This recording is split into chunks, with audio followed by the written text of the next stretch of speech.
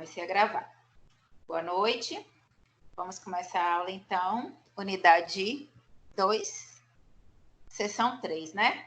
Aqui encerra a matéria da nossa primeira avaliação, que, de acordo com o calendário acadêmico, seria daqui a 15 dias a prova, seria dia 13, né? Segunda-feira que vem seria a apresentação de seminário, alguma atividade que eu daria em sala, ou uma revisão, e na outra segunda seria a nossa avaliação. Mas como, né, ocorreu esses imprevistos aí, a gente não sabe do calendário de provas. Então, vou continuar, né, passando a parte teórica da matéria, passando as atividades avaliativas que correspondem às atividades parcial, né? E vocês têm que continuar fazendo aí do portal, o desafio nota máxima, para dar continuidade. Quando voltar à aula presencial, provavelmente a gente fará só as provas. Então, vamos lá. Nós falamos aula passada, unidade 2, sessão 2, hoje vai ser unidade 2, sessão 3. Pontos críticos de controle, higiene e sanitização. Vocês conseguiram acessar o AVA, conseguiram fazer as atividades do portal ou nem tentaram? Sim. Eu fiz. E quem fez achou difícil? Não. Tranquilo, né? Continuação, na verdade. Que essa disciplina lá engloba a questão das boas práticas, o que a gente tem que controlar dentro de uma produção de alimento para evitar contaminação, né? E aí, especificamente nessa sessão, vai falar quais são os pontos críticos de controle de higiene e sanitização do local. Por quê? Cada alimento, seja ele a matéria-prima crua, a matéria-prima de origem vegetal, de origem animal, ela requer alguns cuidados, principalmente quanto ao risco de contaminação e quanto ao risco até de você produzir um alimento estragado, que vai ocasionar alguns problemas de saúde para as pessoas que vão consumir.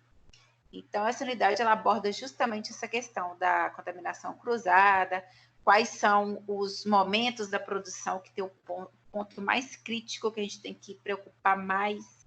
Então, é tudo isso aqui que vai abordar essa unidade. Então, vamos lá.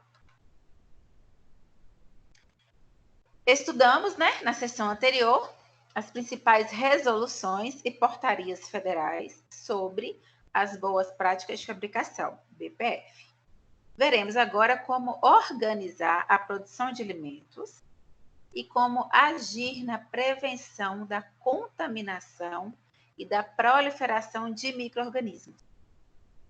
Os alimentos preparados e disponibilizados em serviço de alimentação são classificados como alimentos cozidos mantidos quentes, alimentos cozidos mantidos a temperatura ambiente, alimentos refrigerados ou congelados e alimentos crus mantidos a temperatura ambiente ou sob refrigeração.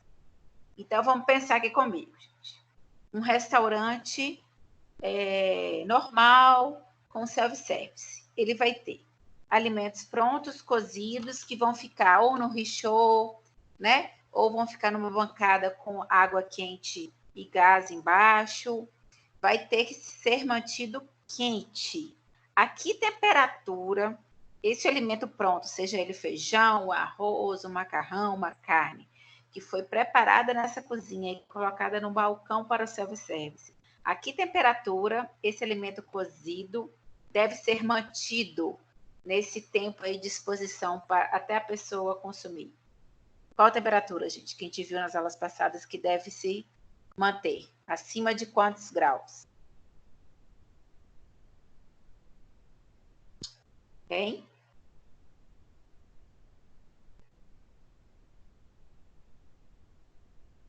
Ninguém arrisca?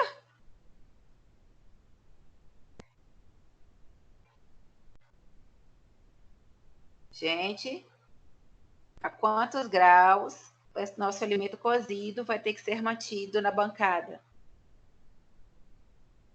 Vocês estão me ouvindo?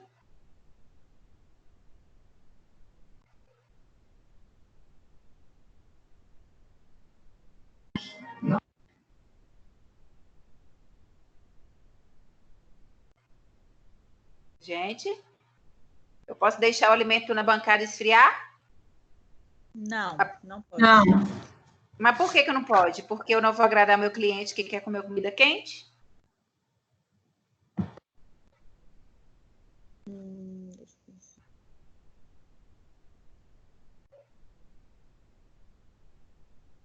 Corre risco de proliferação?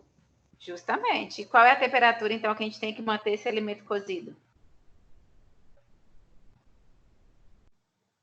Temperatura ambiente? Mas quantos graus? Acima de quantos graus que a gente tem que manter?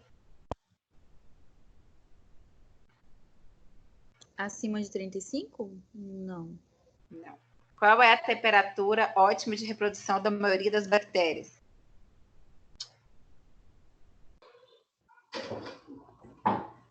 Acho que de 25 a 40, não? É mais ou menos a temperatura ambiente até acima de 40. Porque aquele tempo que a gente deixa o feijão esfriando no forno, até ele ficar a temperatura ambiente da Bahia, por exemplo, que é 40 graus, é o tempo que ele pode ocorrer essa contaminação, essa proliferação. Então, é acima de 40. É esse tempo aí que ele fica esfriando de 100 graus até chegar aos 40. Então, a gente tem que manter sempre acima de 70 graus. Então, por isso que todo restaurante deve, no início, abrir o restaurante 11 da manhã, você tem que aferir a temperatura de todos os alimentos que estão na bancada. E, ao final, você tem que medir de novo, aferir de novo a temperatura. E a gente anota o dia e o horário e qual foi o alimento e a temperatura que ele estava naquele momento. E a gente guarda esse documento, porque isso é um POP, é um procedimento operacional padrão de temperatura, em que todo restaurante que tem uma supervisão, que tem um nutricionista responsável, que passa por uma fiscalização, tem que ter na documentação, incluindo a aferição de temperatura dos seus alimentos que estavam expostos diariamente, assim como coleta de amostra, que tem que ficar guardada por 72 horas, congelada, caso ocorra algum risco de algum surto alimentar, a gente tem que mandar nossas amostras para análise para provar que não foi nessa comida. Então, tudo isso entra nos POPs, que são os procedimentos operacionais padrões. Então, a gente tem que lembrar que a gente tem que manter esse alimento cozido quente, mas não é quente a temperatura agradável para paladar, é quente acima de 70 graus de preferência, para que não ocorra a reprodução de micro-organismos. Já os cozidos mantidos à temperatura ambiente, vai depender muito, porque esse alimento ele tem que ter sido muito bem higienizado, ele tem que ter sido muito bem preparado, ele não pode ter tido nenhuma contaminação cruzada, visto que é um prato que vai ficar mantido só à temperatura ambiente. Dê um exemplo aí de um prato que é mantido à temperatura ambiente no self-service.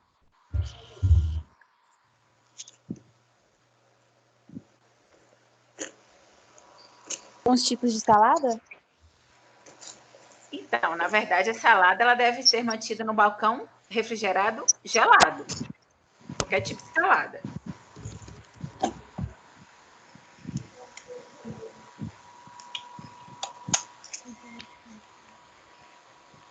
O feijão?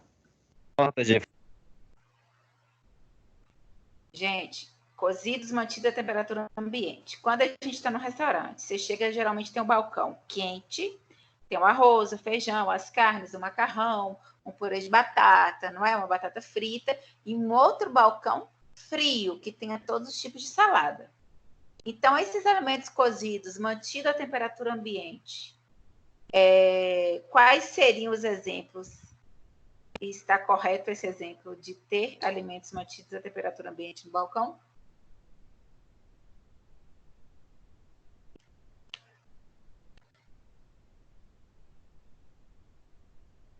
Hein, gente?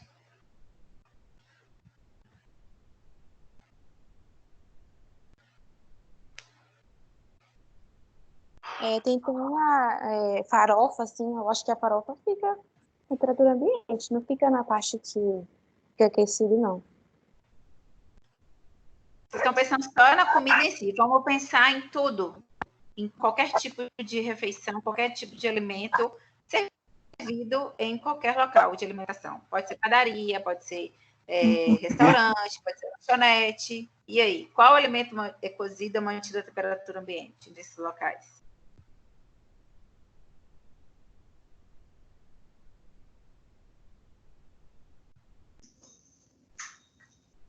Já dei a dica.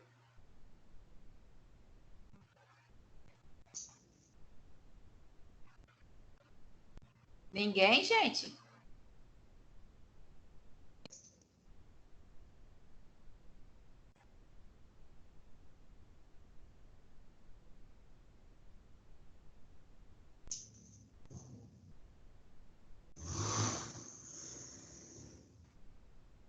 Gente, quais são os alimentos prontos, mantido a temperatura ambiente, que é comercializado no dia a dia da nossa vida?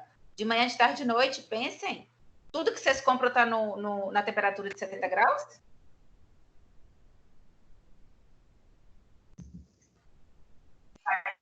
O milho? Que milho? O pão?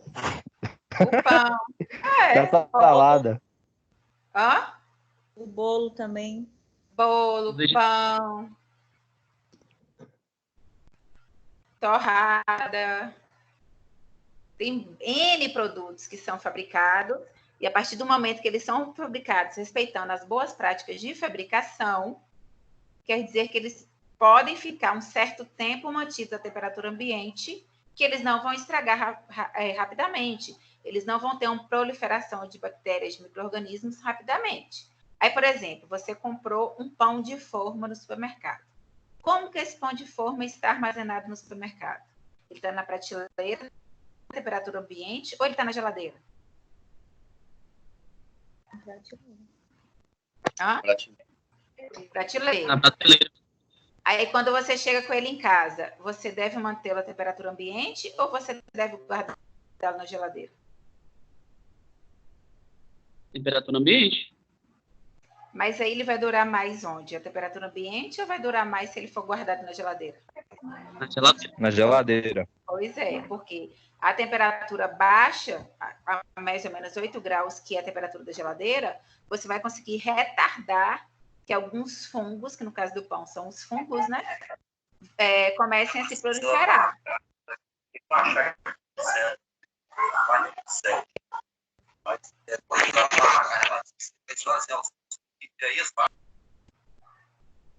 Tem alguém tentando falar aí que eu coloquei mudo, que estava muito barulho. Se alguém estiver querendo falar, ative aí o seu microfone.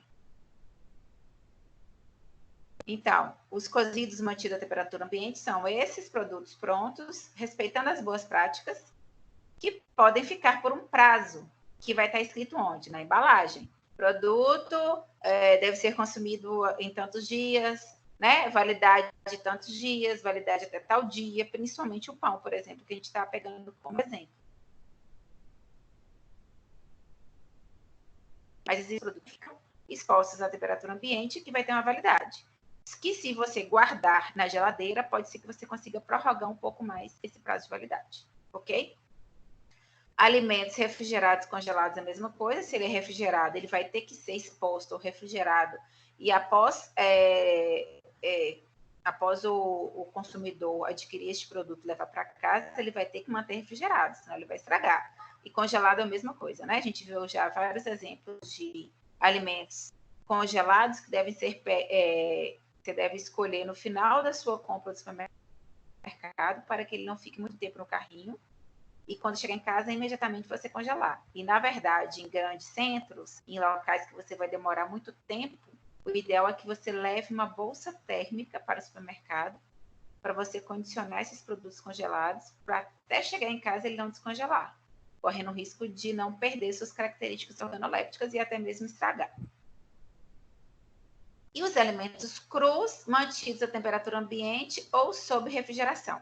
Como assim alimentos crus mantidos à temperatura ambiente? Tá certo isso? O que vocês acham? Carne, frango. Pois é, mas não é ideal mantê-los na temperatura ambiente, sim sob a refrigeração. principalmente os de origem animal. O que os de origem animal têm que, se ficar muito tempo na temperatura ambiente, vai acontecer?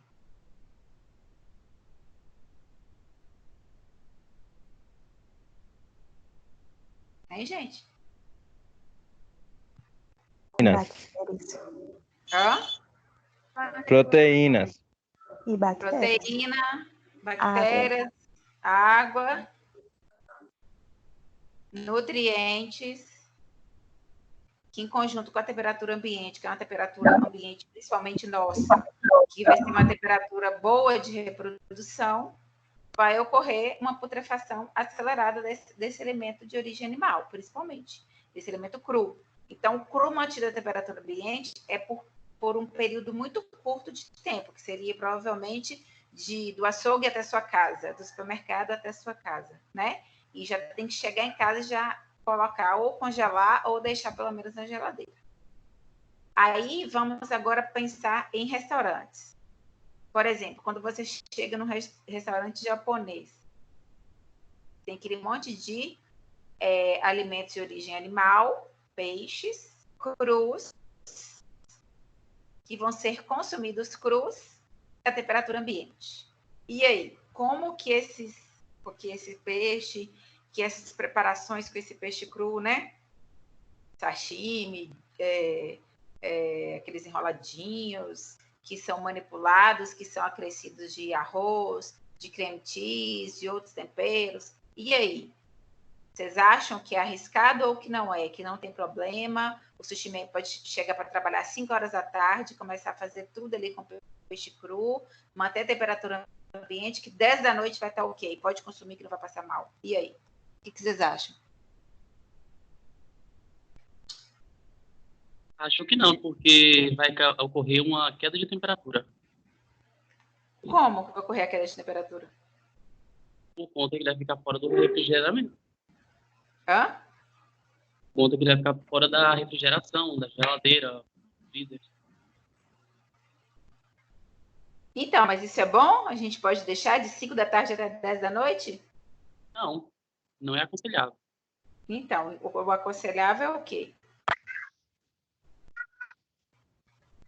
Deixar ele na temperatura do freezer, da geladeira. Geralmente tem um balcão, né, térmico, que fica as peças lá dos peixes crus, refrigerados, aí o cliente pode ver, mas está refrigerado. Aí na hora que você faz seu pedido, ele tem que fazer na hora. Caso seja um restaurante com muito movimento ou um restaurante delivery, que são muitas peças que têm que ser fabricadas, ele até pode começar a fazer antes, mas ele tem que fazer e já refrigerar aquele produto pronto, porque o risco vai ser altíssimo de proliferação de bactérias. Então, o que a gente tem que priorizar nesse caso? É um restaurante de comida típica, crua, basicamente, poucos pratos são aquecidos, e mesmo assim, quando são aquecidos, são flambados, é uma coisa muito rápida, que nem consegue chegar à temperatura ideal para realmente, né, exterminar essas bactérias. Então, tem que ter o maior cuidado, tem que seguir todo o protocolo de boas práticas de fabricação. Desde a origem desse pescado, como esse pescado chegou, se ele chegou fresco, e se ele chegou fresco, se ele chegou no gelo, se logo em seguida ele já foi refrigerado, quem que manipulou esse pescado, quem que eviscerou esse pescado. Tudo isso tem que ser seguido. E tem que ser seguido o quê? Os pontos críticos. Porque tem pontos críticos que podem levar à ruína desse alimento. Então, quem está manipulando e quem está coordenando esta cozinha tem que prestar muita atenção na questão da contaminação cruzada, da temperatura, da mão que está manipulando esse alimento, de onde ele está sendo armazenado depois de pronto, daqui a quanto tempo vai ser consumido. Tudo isso tem um protocolo de boas práticas a ser seguido e tem que ser observado todos esses pontos críticos que é o que a gente vai ver agora. Deu para entender? Sim. Então, pensando na segurança sanitária dos alimentos, um passo importante na prevenção da contaminação é o estabelecimento de regras de produção e aplicação de um fluxo racional para que o alimento siga um caminho linear sem cruzamentos. É o que eu falei. Tem que prestar atenção, desde que chega esse produto, como ele chegou, como ele foi armazenado, né? E prestar muita atenção no fluxo. Nesse fluxo dessa manipulação, não vai ter uma contaminação cruzada. Contaminação cruzada é tipo o quê, professora? Tipo o lixo, tipo o manipulador ter pegado em dinheiro, voltado para continuar manipulando aquele peixe sem higienizar essa mão.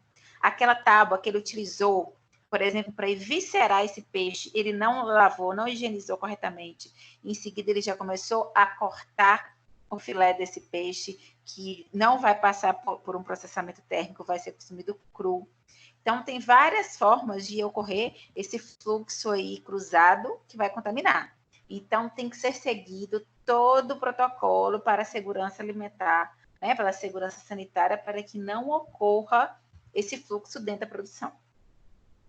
Então, a produção de alimentos ela deve ser baseada na aquisição de matéria-prima de qualidade, primeira coisa. Exemplo do restaurante japonês. Qual é a matéria-prima principal? É o peixe. Então, ela tem que ser de qualidade. O que é um peixe de qualidade? É um peixe fresco, né? Observando as escamas, observando o olho, observando a pele, observando o odor. Tudo isso tem que ser observado. Alguém tá mexendo aí, ó. Endoidou tudo. Tá aparecendo agora até uma tela de celular, ó.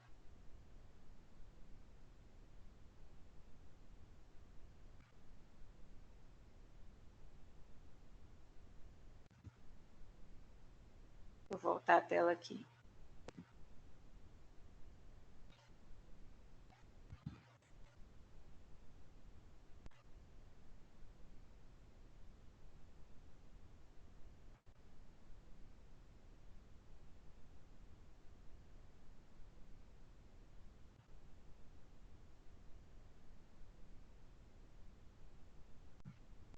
Então, gente, tem que observar principalmente matéria-prima. No exemplo do peixe, seria um peixe de matéria-prima de boa qualidade, peixe fresco, né, de preferência que acabou de ser pescado, que tenha sido transportado refrigerado, seja no caminhão refrigerado, seja no gelo.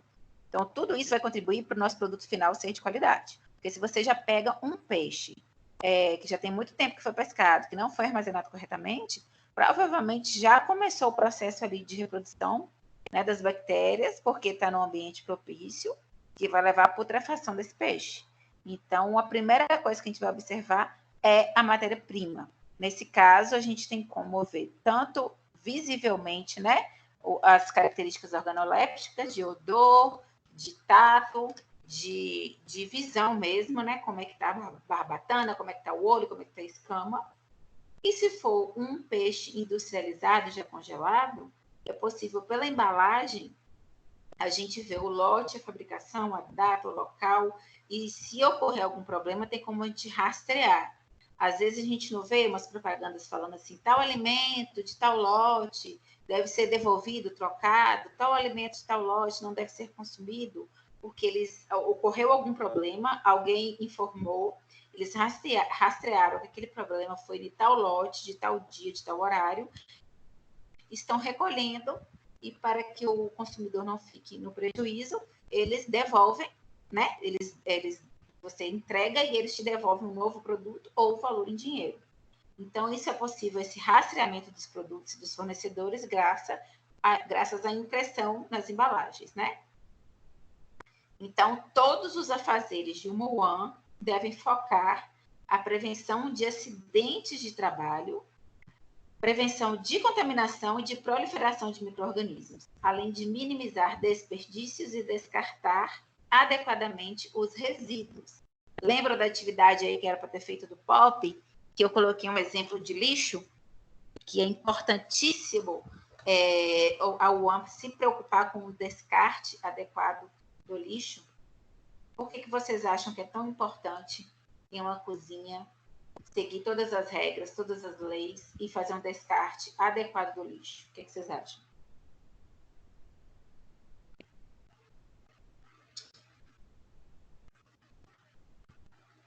Hein, gente? Por conta da contaminação do produto final? Contaminação do produto final, mas o que tem a ver o lixo lá fora com a minha produção aqui dentro da cozinha? Por conta da área de trabalho, eu acho. Sim, porque se você não descarta seu lixo corretamente, se você não higieniza a área externa do seu restaurante, se você não higieniza a lata do lixo, o que vai acontecer com o tempo? Com 2, 3 dias ali daquele resto acumulado. O que vocês acham que vai acontecer? Vai dar mosca e itapuru. Vai dar o quê? Mosca. A gente fala roedores, no caso, né? Vai atrair roedores para nossa cozinha. Vai atrair rato, vai atrair barata, vai atrair mosca, que são animais altamente prejudiciais para a nossa produção, porque eles vão contaminar nosso alimento, eles vão trazer sujeiras, vão trazer bactérias, né? Então, uma das formas de a gente evitar é cuidar do lixo, é cuidar da área externa, é higienizar, até mesmo dentro da cozinha, quando o lixo começou a encher, já retirar, não ficar esperando o lixo transbordar para retirar, porque tudo isso você evita a contaminação cruzada. Então, é importantíssimo, tanto a parte de dentro do restaurante, desde a aquisição da matéria-prima de boa qualidade, até o final, até a noite, madrugada do dia seguinte, você descartar corretamente esse lixo e depois higienizar. Não se esqueçam disso. E tudo isso, existem protocolos a serem seguidos, que são os POPs, que são os procedimentos de operação padrão. Para tudo dentro de uma produção existe um protocolo, que aí você, como responsável técnica daquele restaurante, você vai determinar uma pessoa que vai ficar responsável pelo lixo, uma pessoa que vai ficar responsável por estar retirando o lixo de dentro da cozinha para fora, e outra pessoa que vai ficar responsável por, após o caminhão do lixo da prefeitura recolher, ou a empresa que você contratar para recolher o seu lixo, caso você esteja separando, né, o orgânico da lata, do vidro, do plástico, do óleo, você vai destinar para empresas que reciclam. Aí, depois disso tudo, depois de todas as suas empresas recolherem esse lixo, você vai ter que ter um funcionário específico, separado, para higienizar essa área externa e os latões de lixo.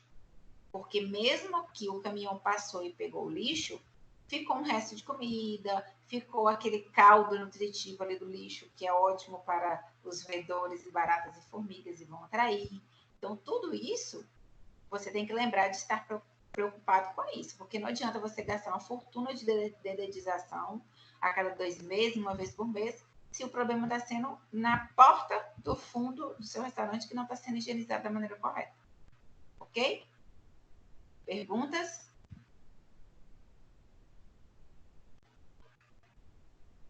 Perguntas, gente? Nenhuma? Vou passar, hein? Então, os cuidados na produção de alimentos têm o objetivo de impedir que os contaminantes biológicos, químicos e físicos coloquem em risco a saúde dos comensais. Nesse sentido, os serviços de alimentação atuam em 3 níveis: avaliação, gerenciamento e comunicação de risco. Então, vamos lá. Os cuidados que a gente tem que ter. Contaminantes biológicos. Quais são os contaminantes biológicos de uma cozinha, gente? Responda, por favor.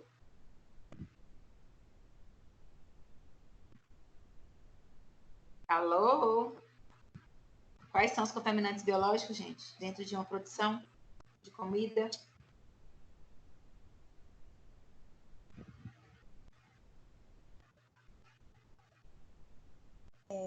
Bactérias, vírus.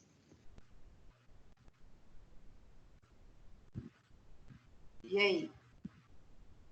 E os químicos? Quais são os contaminantes químicos?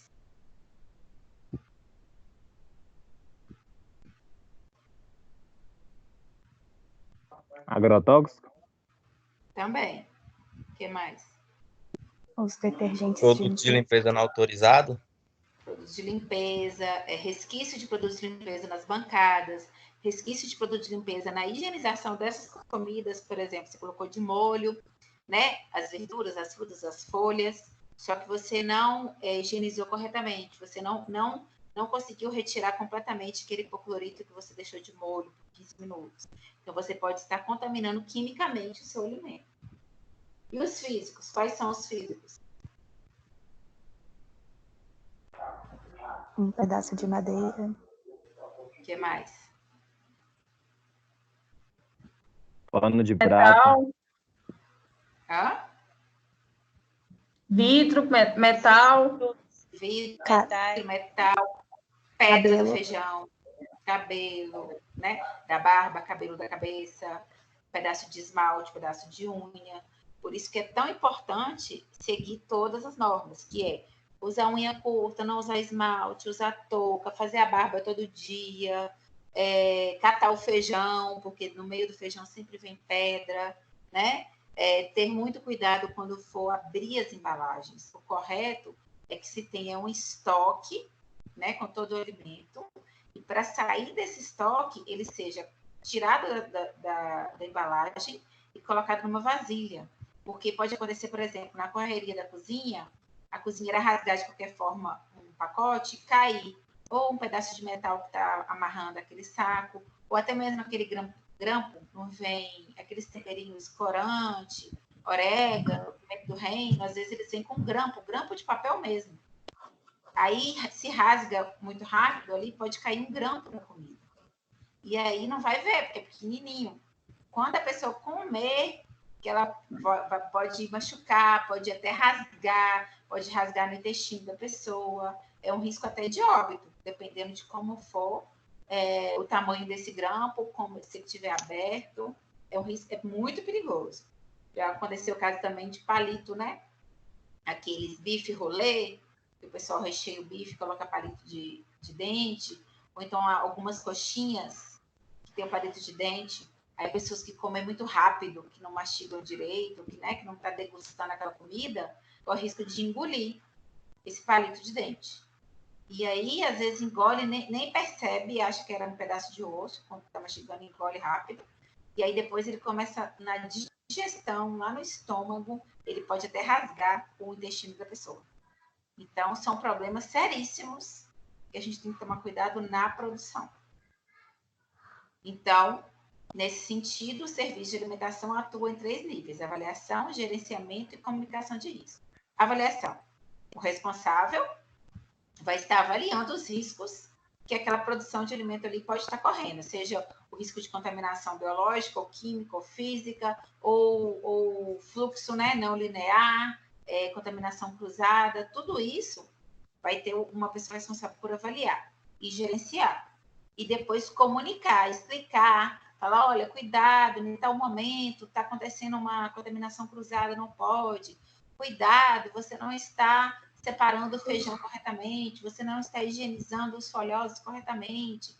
Então, por quê? Porque você, como você avalia e gerencia, você já sabe quais são os pontos críticos de risco de maior contaminação naquela produção.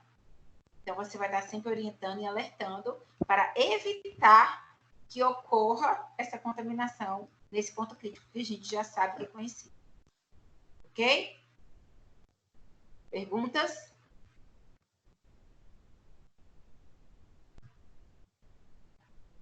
Gente, não fique mexendo no slide. Sumiu de novo o slide. Deixa quietinho do jeito que tá.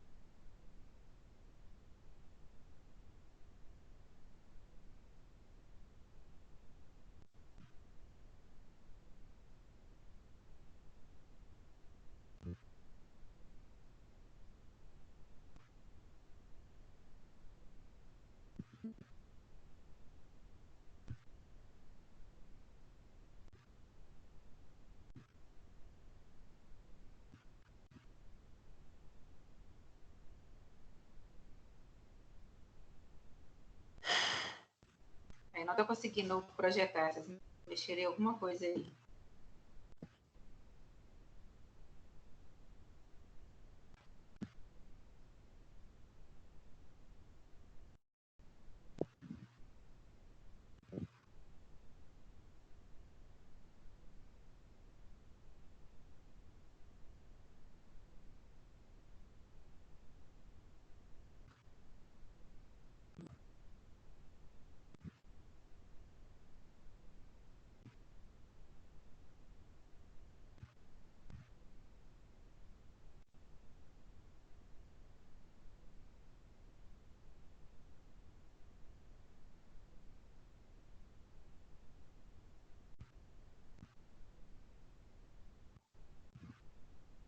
Tá aparecendo alguma coisa para vocês? Não. Tá tudo em branco. Preto Tá agora. dando o quê? Tudo preto. Tá aparecendo o nome das pessoas, na Tava verdade. tudo preto.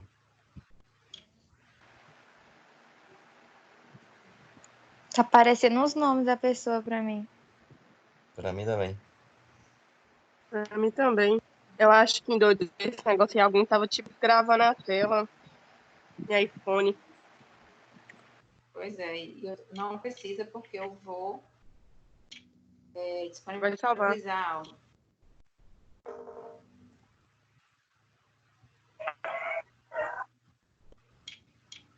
E agora?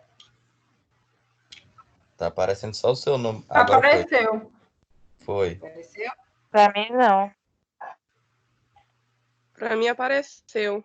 Pra mim também Pra não. mim apareceu. Pra mim também. Pra mim, não. Puxa. Ah, Pra mim também. Apareceu. Apareceu? Apareceu.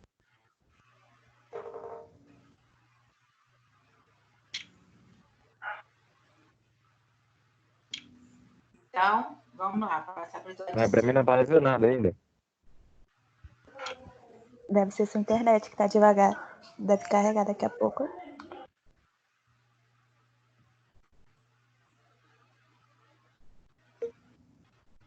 Agora tá em análise do modo de falhas e efeitos? Isso. Análise do modo de falhas e efeitos. FMEA. Análise do modo de falhas e efeitos é um procedimento que busca identificar os riscos de um processo para evitar as falhas, né? Aí, a partir disso, adota-se um conjunto de ações que devem evitar a contaminação do alimento e garantir a oferta de produtos inócuos. O conceito modo de falha foi empregado para predizer os perigos potenciais e determinar os alvos de aferição e avaliação, a fim de constatar se o processo foi ou não controlado. Para entender como funciona o sistema, é preciso definir o perigo como um causador do problema. Aí o exemplo que eu te dou do peixe. Qual é o perigo que a gente já sabe que pode levar a um problema, que pode levar à contaminação? Pode ser tanto a compra de um peixe que não está fresco ou que não está congelado, desde o momento que o sushi man começa a produção daquelas peças, se ele começou em temperatura ambiente e manteve esse peixe em temperatura ambiente por muitas horas, esse é o nosso ponto crítico, esse é o nosso maior perigo de contaminação. Então, a gente tem que controlar esse momento. A gente tem que colocá-lo em uma sala, com uma bancada, com água corrente, com ar-condicionado a menor temperatura possível, para que ele fique manipulando esse peixe a 16 graus, que mesmo assim é uma temperatura alta, mas é menos pior do que a 40 graus. E logo em seguida, após a manipulação ali, ficou pronto já armazenar em refrigeração aí a 6 graus, 8 graus, para evitar que estrague rapidamente este alimento, esse peixe cru, ok? Então, em cada produção, quem trabalha dentro ali daquela empresa, daquela indústria, daquela cozinha, já conhece quais são os horários e os locais que pode ocorrer uma falha, né? Então, esse modo de falha aí já vai ser conhecido de todo mundo. E já vai ser conhecido também que é nesse momento crucial e tem que ter mais atenção. Perguntas? Não. Tem alguém com o microfone aberto?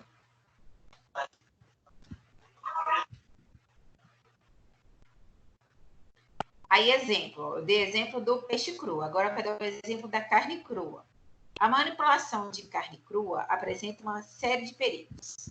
Esse alimento é muito propício à contaminação e à proliferação de micro-organismos, porque apresenta alta atividade de água, apresenta nutrientes e um pH favorável.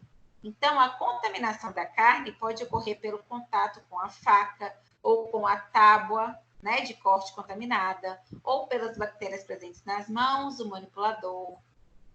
Além disso, existe o risco de corte e ferimento nas mãos durante o manuseio da faca. É recomendável o uso da luva de aço, uma luva de aço que todo açougueiro usa. Quem já observou na açougue, eles colocam uma luva mesmo, toda trabalhada, toda de aço inox, que aí se a faca passa ali, ela não corta a mão. É para evitar que o açougueiro corte sua mão quando ele estiver segurando a carne e cortando. Então, nessa situação de um corte de uma carne crua, os perigos, os pontos críticos, né, o momento crucial que pode ocorrer uma contaminação é uma tábua de corte que não foi higienizada corretamente estava contaminada, ou a faca que não foi higienizada corretamente estava contaminada, ou a mão desse manipulador que mexeu com dinheiro, ou que foi ao banheiro, ou que estava tirando o lixo para fora, né? Ou que tinha acabado, por exemplo, de descascar um aipim cheio de terra. Então, a mão dele estava suja e ele, em seguida, foi manipular essa carne crua. Ou então, ele não utilizou a luva de inox corretamente e cortou as mãos, ou não higienizou essa luva de inox, que também pode acontecer. Tá uma semana sem ser higienizada. Que ele pegou no frango, no peixe, na carne, aquela luva sem higienizar. A luva, apesar de proteger de acidente, ela também pode causar. Ela vai proteger do acidente, mas ela pode causar uma contaminação. Deu para entender? Sim. Deu?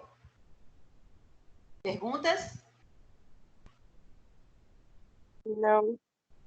Então, a gente tem que prestar atenção. Quando estiver manipulando o alimento cru, principalmente a carne, que a gente sabe que é rica em água e nutrientes, vai ter que ser uma atenção redobrada para o local dessa manipulação, a tábua, a faca, quem está manipulando, se higienizou corretamente as mãos, se higienizou corretamente a luva de aço, se está usando a luva de aço.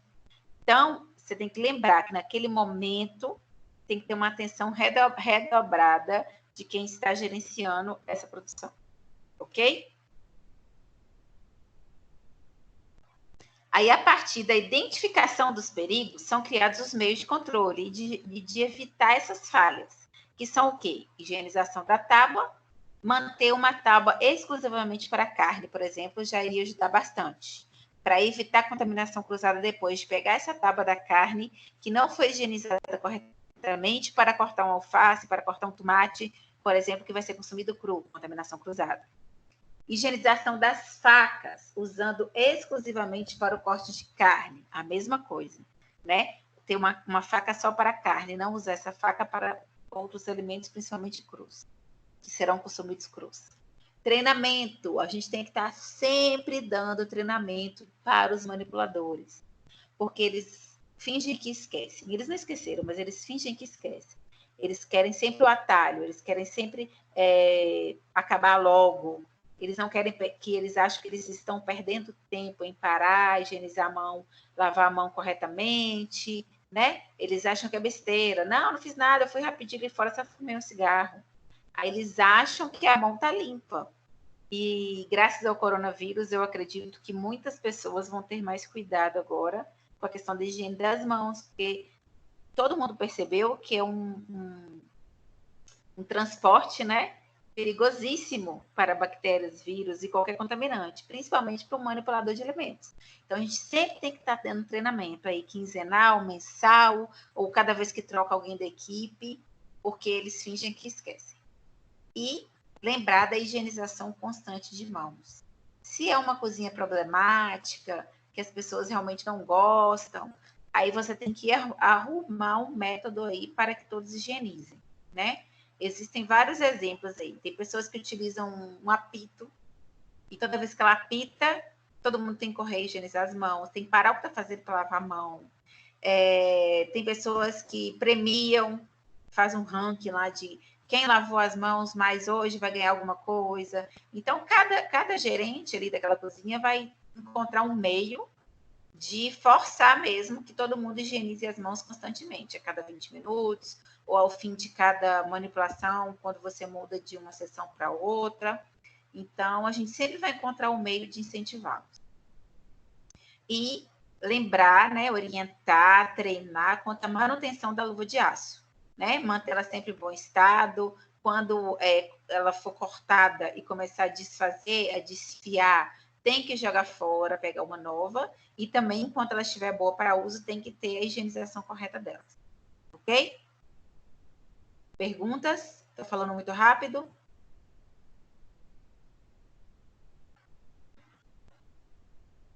Posso passar para frente? Pode. Pode.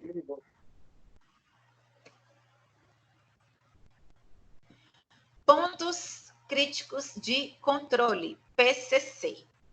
O ponto crítico de controle é o local ou a situação em que os riscos imediatos à saúde estão presentes e, por isso, podem ser controlados.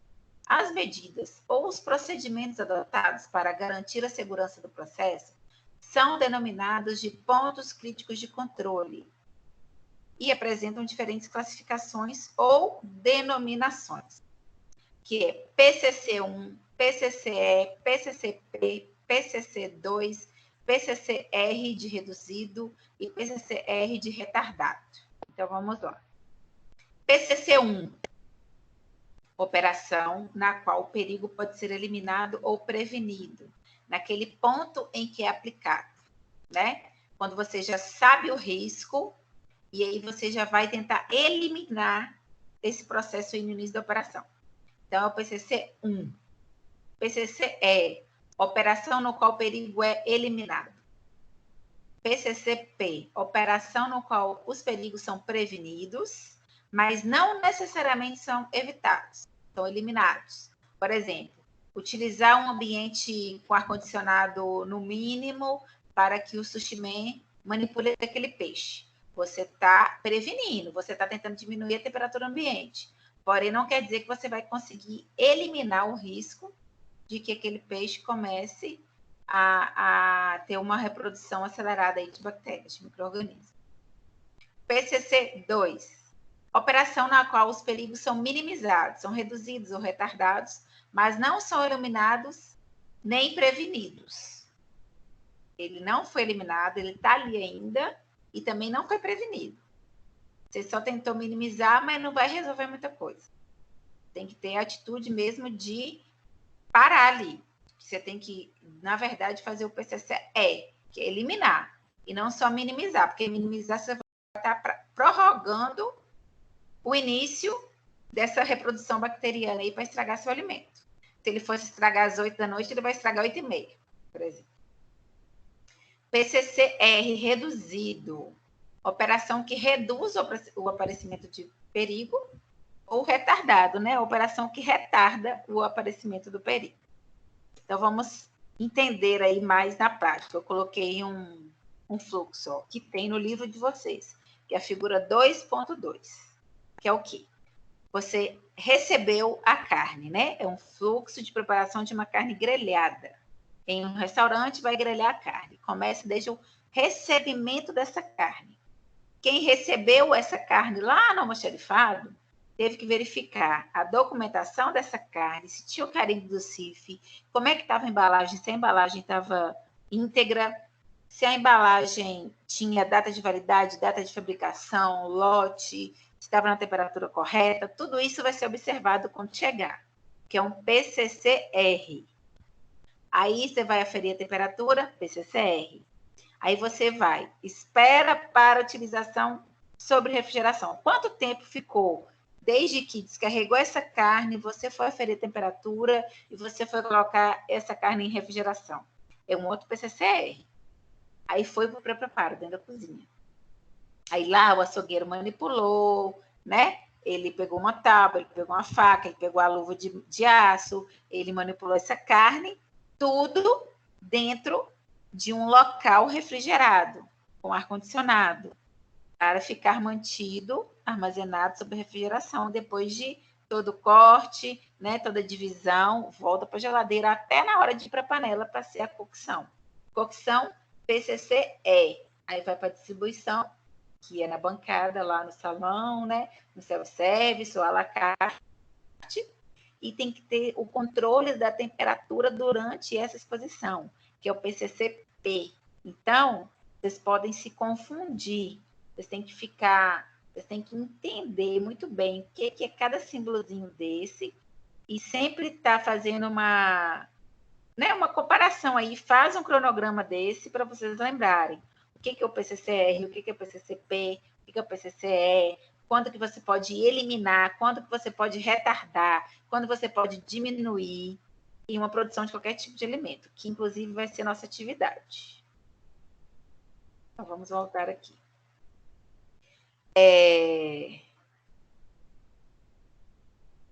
Quando você observa ali na carne que a carne chegou com uma temperatura que não estava adequada, já é um risco. Por que é um risco?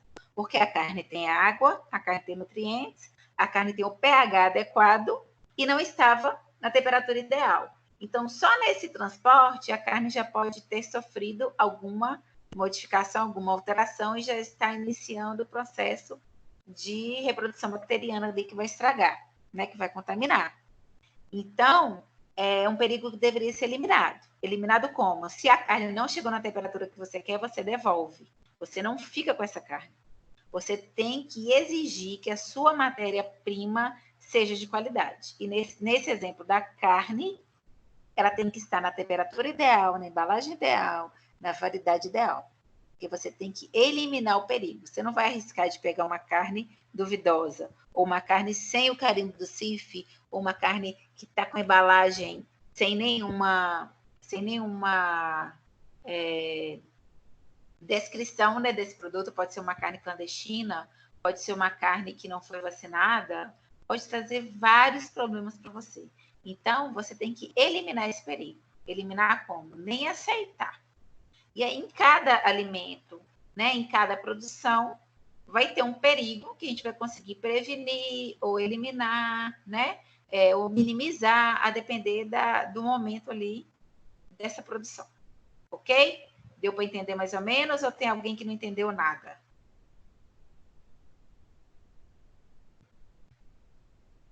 Hein, gente? Deu para entender. Deu para entender. Então, não é uma coisa fixa, não é só eliminar ou prevenir. Vai depender de qual operação está acontecendo e em que momento está acontecendo, né? Não é uma conta matemática que sempre vai ser igual, vai depender muito do local da produção. Então, vamos lá. Higienização do ambiente. Por que a higienização do ambiente é tão importante? Porque ela é essencial. Porque se você não está higienizando constantemente o ambiente, vai acontecer o quê? Acúmulo de roedores, né? Vai aumentar barata, formiga, roedores, contaminação cruzada, muitas moscas. Então, a gente não quer isso. Então, a gente tem que ter uma higienização do ambiente perfeita, constante e programada. Programada como? Ao fim da produção, no início da produção, no meio da produção. Deixa com o microfone aberto aí, fecha aí. Então, essa higienização deve ser constante e programada a fim de evitar que resíduos de produtos de limpeza contaminem os alimentos, por exemplo. E a seguir, conheça os 3 processos de limpeza e desinfecção do ambiente, utensílios e equipamentos. Primeiro processo, lavagem com água e detergente. Aí depois você vai enxaguar com água pura, né? Essa lavagem com água e detergente. Aí você vai deixar um desinfetante em contato por 15 minutos. Depois você vai enxaguar novamente. Aí você está tirando, né, a maioria das sujidades ali aparentes. processo 2 é lavar com água detergente, enxaguar e passar álcool 70% e deixar secar, sem enxugar. Porque dependendo do pano, do tecido, ou até mesmo do rodinho ali de pia que você utilizar, você pode estar contaminando e perdendo todo esse processo que você fez aí com detergente e álcool. E o processo 3 é lavar com água detergente, enxaguar, emergir por 15 minutos em água com temperatura superior a 80 graus, retirar e esperar a água evaporar. No caso, tábua, faca, alguns utensílios, né, que precisam realmente ficar submersos ali, uma temperatura que vai conseguir eliminar todos os patógenos daquele utensílio, ok? Então, o ambiente, a gente vai passar água e sabão, enxaguar e deixar o desinfetante 15 minutos e enxagar de novo, né? E alguns utensílios e equipamentos, a gente vai passar álcool e outros a gente vai submergir a temperatura superior a 80 graus, né? Ferver mesmo, e depois esperar evaporar essa água para que ele fique completamente higienizado. Aí o exemplo que eu dei da carne. Água. Qual a importância da gente controlar a qualidade de água? Eu já falei isso em sala. Por que é tão importante a gente ter análise da água que a gente está fazendo a nossa comida? Quem arrisca?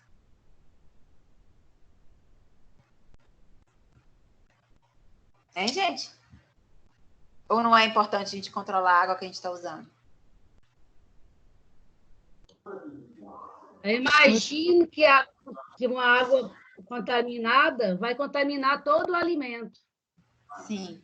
Então, por isso que a gente tem que ter muito controle da nossa água, seja de poço artesanal, seja de água da empresa, né? Por exemplo, aqui em Teixeira da Embasa, quem trabalha com alimentação, que vende alimentação, tem que estar preocupada, sim, com a limpeza da caixa d'água e com o controle da qualidade da água que está chegando, que a gente está preparando esse alimento, porque senão a gente pode contaminar tudo. É um suco que você vai fazer com água contaminada, a higiene aí dos utensílios, da bancada, das panelas, tudo vai estar contaminado, e até mesmo a higienização, né, dessas folhas, desses legumes, dessas frutas, a água que você vai usar para fazer a comida, tudo isso não pode estar contaminada, senão você vai contaminar tudo. Então, vamos lá, controle da qualidade da água. A água é amplamente utilizada em serviço de alimentação, seja por conta do consumo direto, do preparo dos alimentos e da limpeza desse ambiente. A presença de um reservatório de água é obrigatória em todas as UANs e deve ser de construção sólida, sem rachaduras, livre de metais, que possam transmitir resíduos ou contaminantes, além de permanecer tampado.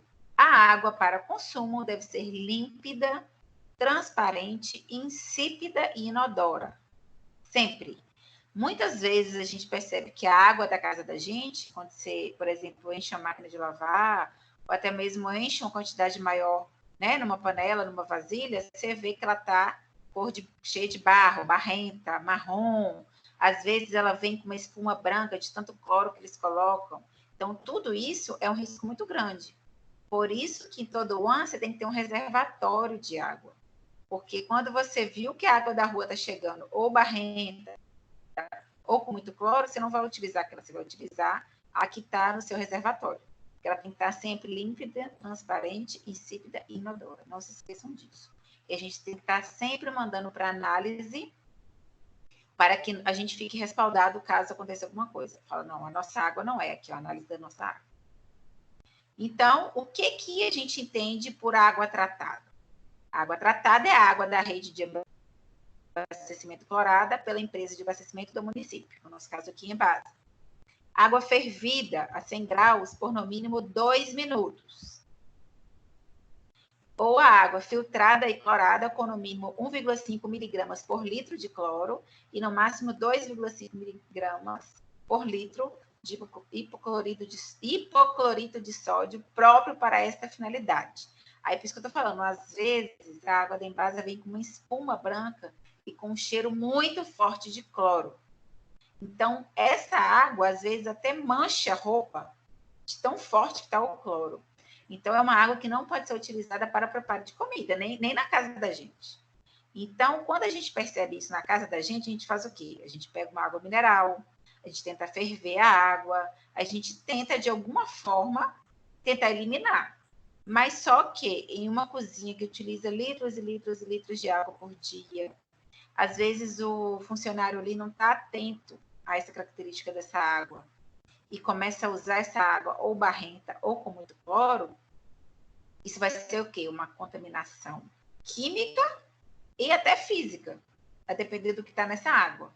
Então, é um risco muito grande que nós, como responsáveis, né, por essa produção, corremos. Então, a gente tem que estar sempre lembrando de avaliar a qualidade da água, diariamente, se possível, né? Porque a gente sabe que a entrega aqui da Embasa não é das melhores. Então, por exemplo, aqui em Teixeira, quem tem restaurante tem que ficar atento diariamente ao controle dessa qualidade de água, que pode contaminar tudo e dar um problema seríssimo para a gente. Ok? Ô, Pergunta? professora, só uma pergunta, tá? Vou perguntar aqui. É o seguinte, essa água que chega da Copasa, igual você comentou aí, que às vezes ela chega até com um pouco de espuma e branca, devido ao excesso de cloro. Quando eu fervo essa água, eu vou estar diminuindo o excesso de cloro, a fervura? Só por ferver? Não diminui. Na verdade, quando ela vem dessa forma, você só pode utilizar ela para lavar o banheiro, nem para lavar roupa, porque você vai manchar sua roupa. E aí você tem que notificar, entrar com a ação contra a Embasa. Alguns municípios fazem isso, né? É uma ação conjunta, uma ação individual, mas quando você tem uma empresa que produz comida, você tem que ter um plano B sempre. Ou você vai usar água mineral no dia que a água não estiver boa, ou você vai ter esse reservatório de água extra, ou você vai furar um poço artesiano. Um plano B você tem que ter, porque você não pode confiar nessa água que vem aí da rede, né, do seu município. Porque algumas cidades ela vem muito ruim. Cidades beira de praia mesmo, ela vem salobra às vezes.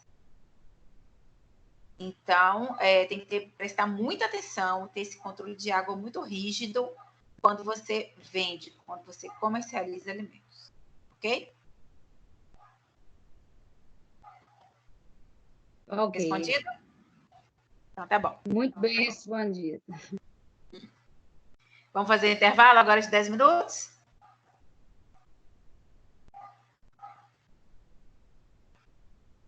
Sim. Então, Uai, 10 vamos minutos. direto. Não, vou terminar mais cedo, ai. Não, intervalo de 10 minutos. 8h25 a gente volta. Ok. Ok? Sua imagem, Professora. sua câmera tá ligada, viu? Tá te aparecendo aqui. E a Carol tá gravando. Professora? Oi?